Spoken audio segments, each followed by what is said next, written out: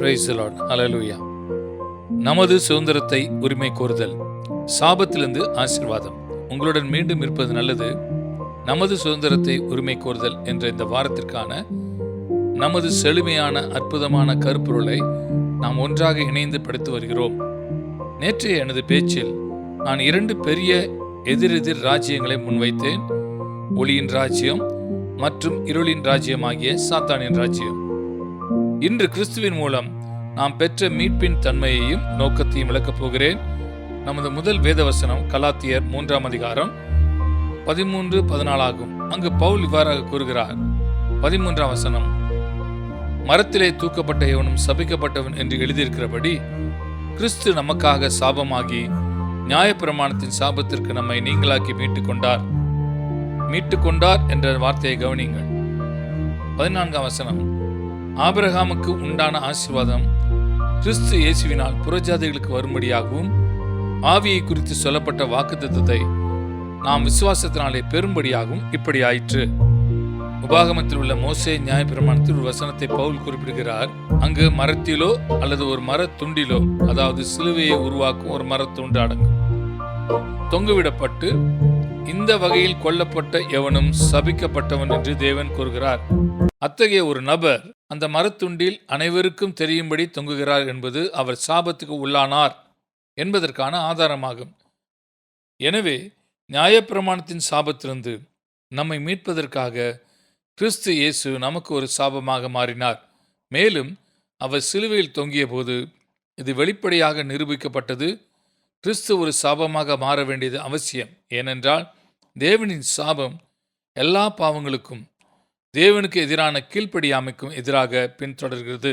சிலுவையில் நடந்ததன் ரகசியம் என்னவென்றால், அங்கே நியமிக்கப்பட்ட தெய்வீக பரிமாற்றம் இருந்தது. அது இயற்கையான கண்களால் பார்க்க முடியாத ஒன்றாகும். ஆனால் பரிசுத்த ஆவியின் மூலமாகவும் வேதத்தின் மூலமாகவும் தேவனின் வெளிப்பாட்டின் மூலமாகவும் மட்டுமே உணர முடியும். பரிமாற்றம் இதுதான். கிறிஸ்து ஒரு சாபமாக ஆனார். நம்முடைய பாவம் மற்றும் கீழ்ப்படியாமையின் காரணமாக வந்த சாபத்தை அவர் எடுத்துக்கொண்டார். அதற்கு பதிலாக அவருடைய கீழ்ப்படிதலால் கிடைத்த ஆசீர்வாதத்தை நாம் பெற்றுக்கொள்ளலாம். மிக எளிமையாகவும் சுருக்கமாகவும் சொல்கிறேன், அதை நீங்கள் புரிந்து கொள்வது முக்கியமானது. கிறிஸ்து ஒரு சாபமாக மாறினார். நம்முடைய கீழ்ப்படியாமையின் காரணமாக வந்த சாபத்தை அவர் எடுத்துக்கொண்டார். இதையொட்டி அவர் மீதில் உள்ள விசுவாசத்தின் மூலம் இயேசு கிறிஸ்துவின் கீழ்ப்படிதினாலே நமக்காக அவர் சம்பாதித்த ஆசீர்வாதமாகிய தேவனுடைய ஆசீர்வாதத்தை நாம் பெற்றுக்கொள்ளலாம். இப்போது சிலுவையில் நடந்த இந்த பரிமாற்றம் ஏசாயா 53ஆம் அதிகாரத்திலே முழுமையுமாக சித்தரிக்கப்பட்டுள்ளது. இந்த அதிகாரத்தில் ஏசாயா தீர்க்கதரிசி ஒரு பெயர் சொல்லப்படாத ஊழியரை பற்றி பேசுகிறார். அங்கே பெயர் கொடுக்கப்படவில்லை. இருப்பினும் புதிய ஏற்பாட்டின் அனைத்து எழுத்தாளர்களும் இந்த பெயரிடப்படாத ஊழியரை மேசியாவாகிய இயேசு கிறிஸ்து, நசரேயனாகிய இயேசு கிறிஸ்து என்று ஏகமனதாய் அடையாளம் காட்டுகிறார்கள். இந்த அதிகாரத்தின் மையமான வசனங்களான 4ஆம் 6ஆம் வசனங்களின் இந்த வெளிப்பாட்டிலே வசனங்களை நாம் வாசிக்கலாம். 4ஆம் வசனம், மெய்யாகவே அவர், அதாவது இயேசு கிறிஸ்து, நம்முடைய பாடுகளை ஏற்றுக்கொண்டு நம்முடைய துக்கங்களை சுமந்தார். இன்னும் சொல்லப்போனால் அது நம்முடைய வலியையும் குறிக்கும். நாமோ அவர் தேவனால் அடிபட்டு வாதிக்கப்பட்டு சிறுமைப்பட்டவர் என்று எண்ணினோம். ஏசாயா நம்முடைய என்று சொல்வது குறிப்பிடத்தக்கது. அது முழு மனித இனத்தையும் விட முதன்மையாக யூத இனம் என்று கருதப்பட்டது. அவர் தேவனால் அடிபட்டு வாதிக்கப்பட்டு துன்புறுத்தப்பட்டதாக கருதப்பட்டது. பல ஆண்டுகளுக்கு முன்பாக இஸ்ரேலில் ஒரு யூத மனிதரிடம் பேசினது எனக்கு நினைவில் இருக்கிறது. அவரிடம் இயேசுதான் மேசியா என்று நம்புகிறேன் என்று சொன்னேன். குறைந்தபட்சம் அந்த நேரத்தில் அவரது கருத்து எனக்கு குறிப்பிடத்தக்கதாக இருந்தது. அவர் சொன்னார், இயேசு கிறிஸ்து ஒரு நீதிமான் என்று என்னால் நம்ப முடியவில்லை. ஏனென்றால் அவர் அப்படி இருந்திருந்தால் தேவன் அவருக்கு இப்படிப்பட்ட மரணத்தை அனுமதித்திருக்க மாட்டார். அது அவர் மீது வந்திருக்கும் தேவனின் தீர்ப்பாக இருக்க வேண்டும் என்று சொன்னார். சரி, அதைத்தான் ஏசாயாவும் கூறுகிறார். அவர் தேவனால் அடிபட்டு வாதிக்கப்பட்டவர் என்று எண்ணினோம். ஆனால் அடுத்த 2 வசனங்களில் ஏசாயா ஏன் இயேசு கிறிஸ்து பாடுபட்டார் என்பதை சுட்டி காண்பிக்கிறார். அது அவருடைய பாவத்திற்காக அல்ல, நம்முடைய பாவத்திற்காக என்று ஏசாயா சொல்வது இதுதான். 5ஆம் வசனம், நம்முடைய மீறுதல்கள் நிமித்தம் அவர் காயப்பட்டு நம்முடைய அக்கிரமங்கள் நிமித்தம் அவர் நொறுக்கப்பட்டார். நமக்கு சமாதானத்தை உண்டு பண்ணும் ஆக்கினை அவர் மேல் வந்தது. அவருடைய தழும்புகளாலே குணமாகிறோம். 6ஆம் வசனம், நாம் எல்லாரும் ஆடுகளைப் போல வழி தப்பி திரிந்து அவனவன் தன் தன் வழியில் போனோம். கர்த்தரோ நம் எல்லாருடைய அக்கிரமத்தையும் அவர் மேல் விழப்பண்ணினார். ஏசாயாவால் சித்தரிக்கப்பட்டது போல பரிமாற்றத்திற்கு 2 அம்சங்கள் உள்ளன. ஆவிக்குரிய அம்சமும் மாம்ச சரீர அம்சமும் உள்ளது. இயேசு கிறிஸ்து நமக்காக ஆவிக்குரிய மற்றும் சரீர பிரகாரமான ஏற்பாடுகளை செய்தார். ஆவிக்குரிய ரீதியில் அவர் நம்முடைய மீறுதலுக்காக காயப்பட்டார். நம்முடைய அக்கிரமங்களுக்காக அவர் நொறுக்கப்பட்டார். மீறுதல்களும் அக்கிரமங்களும் ஆவிக்குரியவை. அவற்றை கீழ்ப்படியாத செய்கைகளுக்கும் கலக செயல்களுக்கும் என்று மொழிபெயர்க்கலாம். நம்முடைய கீழ்ப்படியாமை மற்றும் கலக செயல்களின் காரணமாக இயேசு கிறிஸ்து தண்டனையை அனுபவித்தார். இதனால் நாம் தேவனுடன் ஒப்புரவாகி சமாதானத்தை பெறலாம். எனவே அந்த மீறுதல்கள் மற்றும் அக்கிரமங்களின் விளைவு சமாதானமாகும். இது ஆவிக்குரியது. சரீர பிரகாரமாக இயேசு கிறிஸ்து நம்முடைய பலவீனங்களை எடுத்துக்கொண்டு நம்முடைய வழிகளை அவர் சுமந்து கொண்டார். அதன் விளைவாக நாம் குணமடைகிறோம், அல்லது இன்னும் சொல்லப்போனால் சுகம் நமக்காக பெறப்பட்டது. இது சரீர பிரகாரமானது. எனவே ஆவிக்குரிய ரீதியிலும் சரீரத்திலும் முழுமையான பரிமாற்றம் இருந்ததை காண்கிறோம். இயேசுவால் வந்த நன்மையை நாம் பெறுவதற்காக நம்மால் வந்த தீமையை அவர் எடுத்துக்கொண்டார். இப்போது மனித இனத்தின் அடிப்படை பிரச்சனையை ஏசாயா 6வது வசனத்தில் கூறியுள்ளார். அவனவன் தன் தன் வழியிலே போனோம். இது மனித குலத்தின் உலகளாவிய குற்றமாகும். நாம் அனைவரும் குறிப்பிட்ட அனைத்து பாவங்களையும் செய்ததில்லை. எல்லோரும் கொலையோ அல்லது விபச்சாரமோ அல்லது அது போன்ற பிற பாவங்களையோ செய்ததில்லை. ஆனால் ஒரு பிரச்சனை இருக்கிறது. அதில் நாம் அனைவரும் குற்றவாளிகள். நாம் ஒவ்வொருவரும் அவரவர் வழியிலே போனோம். அதுதான் பிடிவாதம், கீழ்ப்படியாமை மற்றும் கலக குணமாகும். இதுதான் மனித இனத்தின் அடிப்படை பிரச்சனை. இயேசு கிறிஸ்து சிலுவையில் நமக்காக இந்த பிரச்சனையை தான் மரணத்தின் மூலம் கையாண்டார். கர்த்தர் நம் அனைவரின் கலகத்தையும் அவர் ஏற்றுக்கொள்ளும்படி செய்தார்.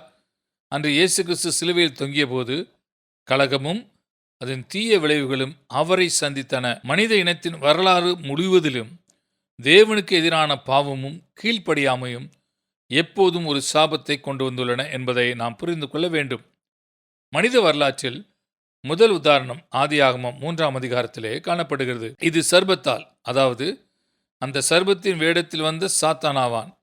ஆதாம் ஏவாளின் சோதனையையும் அதனைத் தொடர்ந்து அவர்கள் கீழ்ப்படியாமையும் பதிவு செய்கிறது. இந்த கீழ்ப்படியாமை வெளிப்பட்டு தேவன் அதற்கு தீர்ப்பு வழங்கிய போது தேவன் சொன்னது இதுதான். மேலும் சாபம் என்ற வார்த்தை மீண்டுமாக வருவதை கவனியுங்கள். ஆதியாகமம் 3ஆம் அதிகாரம் 14ஆம் வசனம் 16, 17 சொல்லப்பட்டிருக்குது.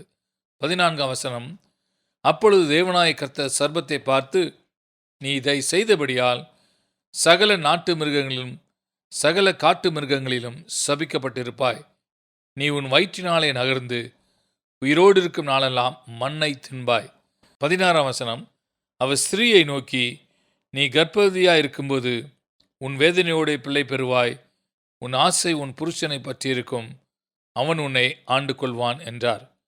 17ஆம் வசனம், பின்பு அவர் ஆதாமை நோக்கி, நீ உன் மனைவியின் வார்த்தைகளுக்கு செவி கொடுத்து புசிக்க வேண்டாம் என்று நான் உனக்கு விளக்கின விருட்சத்தின் கனியை புசித்தபடினாலே பூமி உன் நிமித்தம் சபிக்கப்பட்டிருக்கும்.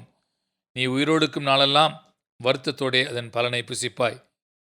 எனவே பாவம் மனித எண்ணத்தில் நுழைந்தவுடனே அதைத் தொடர்ந்து சாபம் வந்ததை காண்கிறோம். சாபம் சர்ப்பத்தின் மீதும் நிலத்தின் மீதும் இறங்கியது.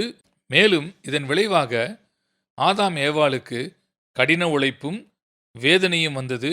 இவை அனைத்து மனிதனின் பாவத்தினால் அவன் மேல் கொண்டு வரப்பட்ட சாபத்தின் பலன்களாகும். இப்போது தேவனுக்கு எதிரான கீழ்ப்படியாமை எப்போதும் ஒரு சாபத்தை கொண்டு வரும் என்ற இந்த கொள்கையானது உபாகமம் 28ஆம் அதிகாரத்தில் உள்ள மோசேயின் சட்டத்தில் இன்னும் முழுமையாக கிரியை செய்யப்பட்டுள்ளது. உபாகமத்தின் 28வது அதிகாரம் 2 எதிரெதிர் விஷயங்களை முன்வைக்கிறது. முதலாவது, நாம் தேவனுக்கு முன்பாக தாழ்மையாகவும் கீழ்ப்படுதலுடன் நடந்தால் நமக்கு வரும் ஆசீர்வாதம். இரண்டாவதாக, நாம் பிடிவாதமாகவும் பெருமையுடனும் தேவனுக்கு முன்பாக கீழ்ப்படியாமல் நடந்தால் நம்மீது வரும் சாபங்கள். இந்த இரண்டு மாற்றுகளும் இங்கு உபாகமம் 28வது அதிகாரத்தில் மிக தெளிவாக நமக்கு முன்வைக்கப்பட்டுள்ளன. அதிகாரத்தின் முதல் 2 வசனங்களில் மோசே இவ்வாறாக கூறுகிறார். 1ஆம் வசனம், இன்று நான் உனக்கு விதிக்கிற உன் தேவனாகிய கர்த்தருடைய கட்டளையின்படி எல்லாம் செய்ய நீ கவனமாயிருக்கும்படிக்கு அவர் சத்தத்திற்கு உண்மையாய் செவி கொடுப்பாயானால் உன் தேவனாகிய கர்த்தர் பூமியில் உள்ள சகல ஜாதிகளிலும் உன்னை மேன்மையாக வைப்பார். நீ உன் தேவனாகிய கர்த்தரின் சத்தத்துக்கு செவி கொடுக்கும் பொழுது இப்பொழுது சொல்லப்படும் ஆசீர்வாதங்கள் எல்லாம் உன்மேல் வந்து உனக்கு பலிக்கும். நாம் கீழ்ப்படுதலுடன் நடக்கும்போது தேவனின் ஆசீர்வாதங்களை பின்தொடர வேண்டிய அவசியமில்லை என்பதை கவனியுங்கள். மறுபுறம் தேவனின் ஆசீர்வாதங்கள் நம்மை முந்துகின்றன. ஆசீர்வாதம் இயற்கையாகவே தேவனுக்கு கீழ்ப்படிவதால் விளைகிறது.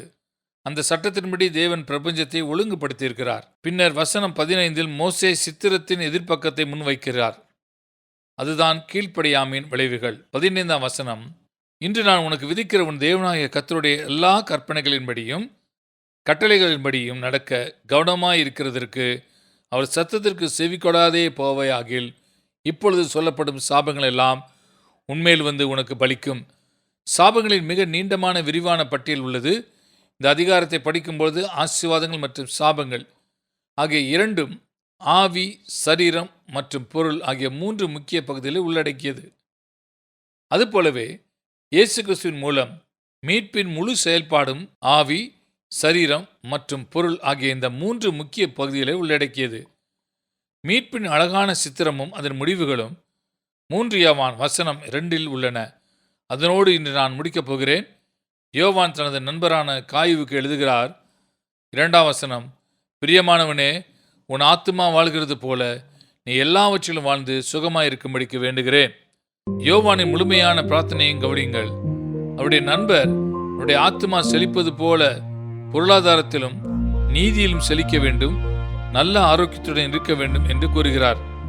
அவைதான் ஆவி, சரீரம் மற்றும் பொருள் ஆகிய 3 பகுதிகளாகும். சரி, இன்றைக்கு நம் நேரம் முடிந்துவிட்டது. ஆனால் நாளை இதே நேரத்தில் மீண்டும் உங்களுடன் வருவேன். இந்த வாரத்தில் ஆவி, சரீரம் மற்றும் பொருள் ஆகிய 3 பகுதிகளிலும் மீட்பின் செயல்பாடுகளை இன்னும் முழுமையாக விளக்குகிறேன். நாளை நான் குறிப்பாக மீட்பின் ஆவிக்குரிய நன்மைகளை பற்றி பேசுவேன். ஆமேன்.